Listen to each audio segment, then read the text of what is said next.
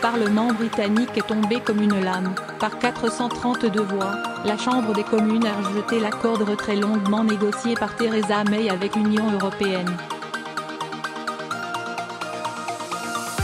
La première ministre britannique qui défendait cet accord, le meilleur possible à ses yeux, n'a recueilli que 202 soutiens. Un désaveu terrible. Aussitôt, Jeremy Corbyn, le leader des travaillistes, a annoncé qu'il déposait une motion de censure. Le vote est prévu dès mercredi 16 janvier. Theresa May, dans une courte allocution après ce vote perdu, avait d'ailleurs précédé les vœux du travailliste et annoncé qu'elle se soumettrait volontiers à un vote de confiance, vu les circonstances. De leur côté, les Européens ont réagi de manière groupée derrière leurs deux représentants, Donald Tusk, le président du Conseil européen, et Jean-Claude Juncker, le président de la Commission. Si un accord est impossible, et que personne ne veut un mobile, alors qui, finalement, a le courage de dire ce qu'est la seule solution positive, a tweeté le premier. Juncker, de son côté, a pris note avec regret du résultat du vote à la Chambre des communes ce soir.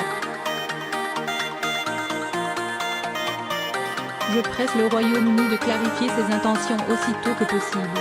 Le temps est presque écoulé.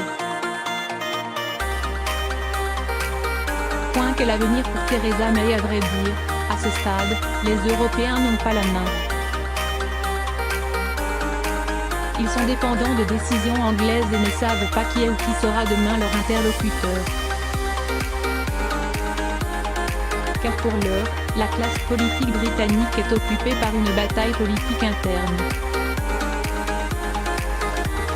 Theresa May sera-t-elle renversée par l'alliance hétéroclite de tous ceux qui ont rejeté l'accord de retrait, ce qui signifierait qu'elle aurait été démise par les travaillistes et une partie non négligeable de ses propres amis conservateurs, dont Boris Johnson ou David Davis, les deux eurosceptiques les plus en vue chez les Tories.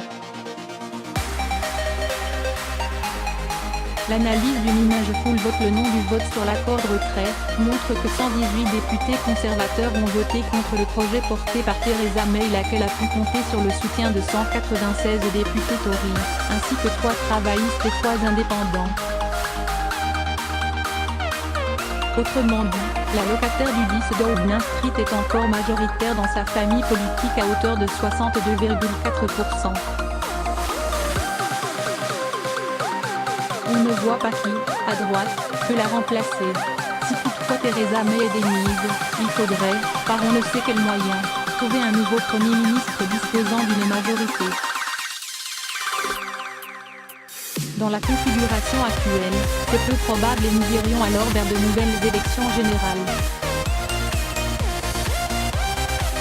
Espérons alors que leur scrutin soit organisé dans les 5 à 6 semaines, alors qu'il ne reste que 73 jours avant la date butoir d'entrée en vigueur du Brexit, le 29 mars prochain.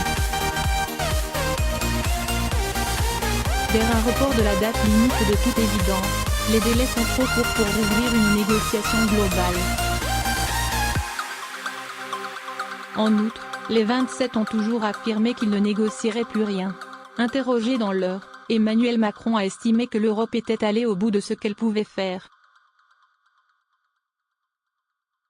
On ne va pas sacrifier les intérêts des Européens pour régler un problème de politique intérieure des Britanniques, a-t-il cinglé. Le deal est à prendre ou à laisser.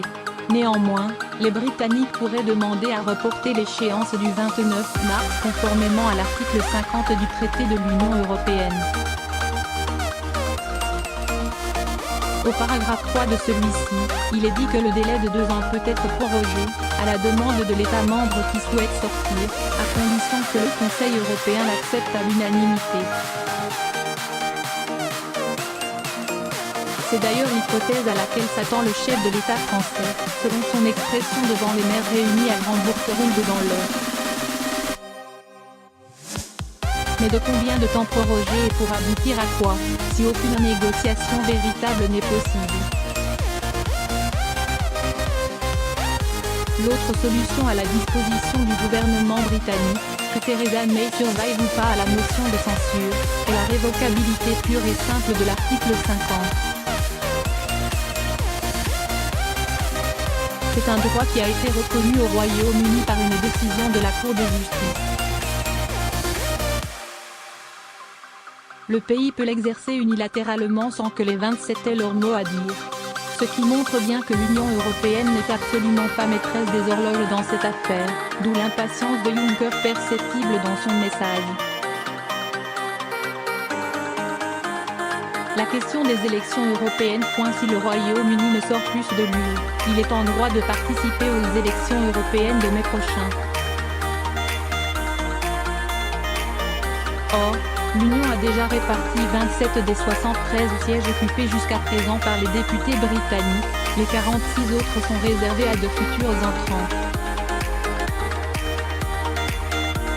La France et l'Espagne ont, par exemple, hérité de 5 sièges supplémentaires. Il est peu probable qu'ils acceptent de les restituer. On se retrouverait donc avec un Parlement européen de 788 sièges. Or le traité de Lisbonne indique que le nombre maximal de députés au Parlement européen a été fixé à 751. Un joli casse-tête juridique. L'option la plus raisonnable pour les Européens consiste à se résigner au pire scénario, la sortie du Royaume-Uni sans accord. Inutile de se le cacher, la France est en retard, notamment s'agissant des contrôles dans les ports.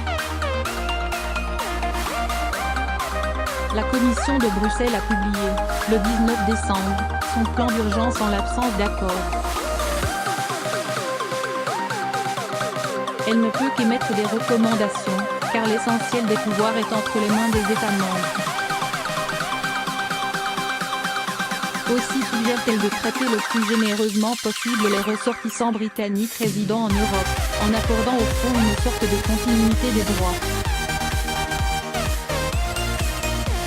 Pour Macron, en cas de no deal, le Royaume-Uni a plus à perdre que l'Europe compte tenu du fait que 70% des marchandises dans les magasins britanniques sont importées d'Europe. La pression est de leur côté, a-t-il conclu. Les contrôles aux frontières ne seront pas systématiquement assurés faute de moyens matériels, du moins durant les 6 premiers mois, le temps de combler le retard, assure une source élyséenne. Les avions britanniques seront forcément autorisés à décoller quand bien même ils ne disposeront plus des 9 libertés du ciel unique européen. La priorité sera d'éviter le chaos. Mais nous ne pourrons octroyer aux Britanniques que des autorisations temporaires, forcément limitées, prévient un diplomate. Sinon cela voudrait dire que le Royaume-Uni tirerait avantage d'une absence d'accord en continuant à jouir des droits réservés aux membres de l'Union.